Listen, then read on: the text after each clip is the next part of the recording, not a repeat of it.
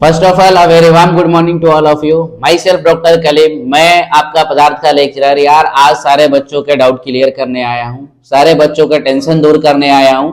Sir क्या हम पढ़े, कैसे पढ़े, क्या इंपॉर्टेंट टॉपिक है बता दो जो पास होया जा सकता है एग्जाम में। तो यार वरी करने की नीड नहीं है, क्योंकि मैं आपके सामने प्रेजेंट हो गया हूँ एक टॉपिक लेकर के जिसका नाम है इंपॉर्टेंट टॉपिक्स ऑफ पदार्थ विज्ञान पेपर 1 एंड पेपर 2।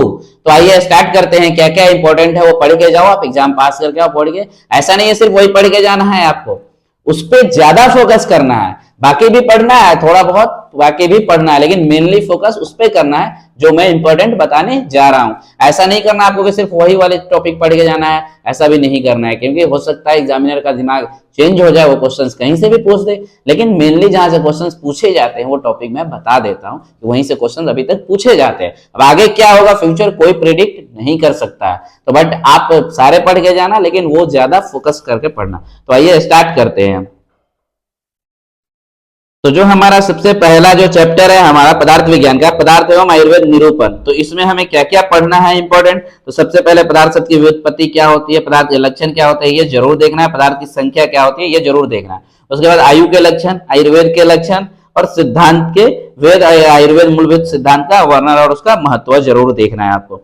दर्शन में आपको दर्शन शब्द का परिचय थोड़ा सा देख लेना है, व्युत्पत्ति देखना है, दर्शन के लक्षण और संख्या देखना है। आस्तिक दर्शन में आपको मेनली वैशेषिक दर्शन और न्याय दर्शन देखने को मिलता है, तो ये जरूर पढ़ना है, बाकी भी देख लेना है। सांख्य दर्शन भी पढ़ना है। नास्तिक में आपको या तो बौद्ध दर्शन या तो चार्वाक दर्शन आता है इंपॉर्टेंट, और आयुर्वेद एक स्वतंत्र सिद्धांत है या स्वतंत्र दर्शन है, ये जरूर पढ़ना है क्योंकि ये पूछा ही जाता है। उसके बाद आते हैं हम द्रव्य में, तो द्रव्य की परिचय देख लेते हैं। द्रव्य शब्द की व्युत्पत्ति कैसे हुई है, लक्षण क्या होता है और वर्गीकरण कहाँ कहाँ किया गया और उसकी संख्या क्या क्या है ये जरूर देखना है। उसके बाद में आपको पंच महाभूत के गुण एवं लक्षण देखने हैं, जिसमें सबसे मेन इंपॉर्टेंट आपको काल शब्द जरूर याद होना चाहिए। काल के जो भी है काल से रिलेटेड वो सब याद होना चाहिए, उसका महत्व वगैरह। हाँ, द्रव्य में एक चीज जरूर याद रखना, सबका महत्व जरूर याद रखना कि आयुर्वेद में उसका क्या महत्व है ये जरूर याद रखना।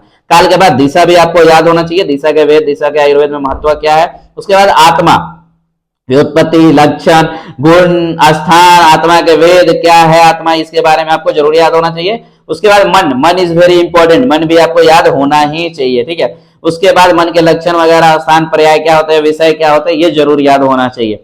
उसके बाद आपको ये सब भी थोड़ा बहुत देख लेना है, जैसे पंचमहाभूत और त्रिगुण वगैरह होता है, ये सब बस देख लेना है, ठीक है। उसके बाद आता है हमारा जो टॉपिक आता है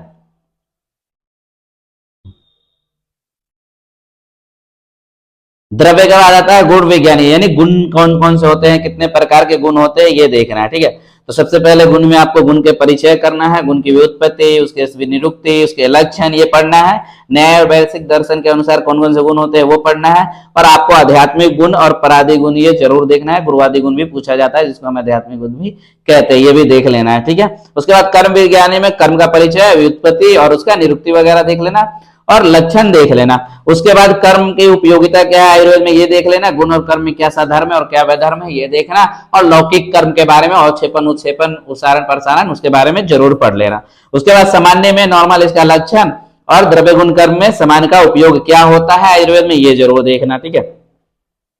उसके बाद आता है सातवां जो टॉपिक है हमारा विशेष, विशेष शब्द की निरुक्ति, व्युत्पत्ति और इसका परिचय जरूर देखना। उसके बाद इसका आयुर्वेद में क्या उपयोगिता है वो देखना है। और समान विशेष सिद्धांत आपको जरूर देखना है, समान विशेष सिद्धांत का आयुर्वेद में क्या उपयोगिता है और साधर्म वैधर्म क्या है इसके बारे में आपको जरूर पढ़ना है, ठीक है। उसके बाद आता है हमारा समवाय, तो समवाय में आपको क्या क्या पढ़ना है, समवाय में पढ़ना है समवाय शब्द की व्युत्पत्ति, परिचय और उसके लक्षण, और आयुर्वेद में सर्वत्र माना है ये, और संयोग और समवाय में चिकित्सीय महत्व जरूर पढ़ना है।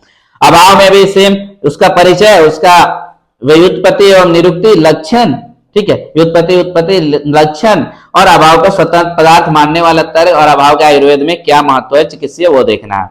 यहां तक आपको पेपर 1 है, पेपर 1 खत्म हो जाता है अभाव तक। उसके बाद अब स्टार्ट होता है पेपर 2। तो पेपर 2 में क्या क्या इंपॉर्टेंट टॉपिक है वो मैं अब आपको बताने जा रहा हूं। तो पेपर 2 जो है उसमें सबसे जो पहला चैप्टर है हमारा परमान परीक्षा, परिमाण एवं परीक्षा। तो परमान शब्द क्या होता है, उसकी निरुक्ति क्या होती है, परीक्षा की व्याख्या क्या होती है, परमा, परमे, परमाता, this is the very important, ये पढ़ना ही पढ़ना है।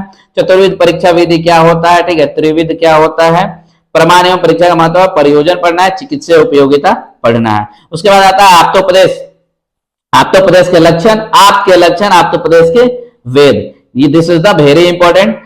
आप्तोपदेश के आयुर्वेद में क्या उपयोगिता है ये भी पढ़ना है आपको, ठीक है। शब्द के भेद और शब्द के लक्षण, शब्द वृत्ति, शक्ति ग्रह हेतु, वाक्य स्वरूप और वाक्यार्थ ज्ञान, ये वेरी इंपॉर्टेंट। आप्तोपदेश पूरा चैप्टर ही इंपॉर्टेंट है, इसलिए पढ़ के ही जाना। प्रत्यक्ष में प्रत्येक शब्द की निरुक्ति, प्रत्येक शब्द की निरुक्ति, प्रमाण, लक्षण, ठीक है। अनुपलब्धिकरण इंपॉर्टेंट आएगा ही आएगा, ठीक है। उसके बाद उसकी उपयोगिता, इंद्रियों के भेद, इंद्रिय पंचपंचक इंपॉर्टेंट आएगा ही आएगा। पंचभौतिकत्व, इंद्रिय कारित्व, इंद्रिय सन्निकारता, त्रयोदश कारण, ये जरूर देखना, ठीक है। This is the very important. उसके बाद जो चैप्टर आता है हमारा अनुमान प्रमाण, तो अनुमान में क्या क्या इंपॉर्टेंट है वो अब बताऊंगा आपको।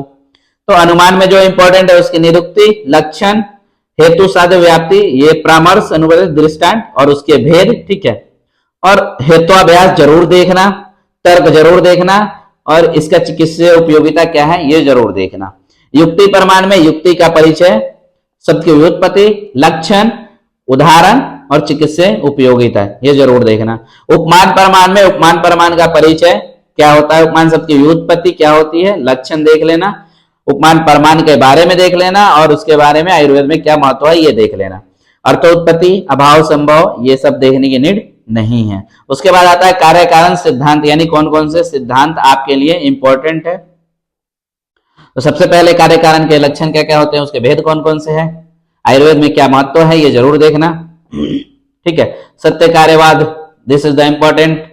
विवर्तवाद इंपॉर्टेंट, परिणामवाद इंपॉर्टेंट, पीठरपाकवाद, पीलूपाकवाद इंपॉर्टेंट, स्वभावपरमवाद इंपॉर्टेंट, और एक आरंभवाद या क्षणभंगुरवाद, this is the very important. तो ये थे हमारे सारे इंपॉर्टेंट टॉपिक्स ऑफ द पदार्थ विज्ञान। अब है क्या आयुर्वेद के इतिहास, तो आपको संस्कृत में पढ़ना है, आयुर्वेद का इतिहास आपको पदार्थ में नहीं पढ़ना है, ठीक है।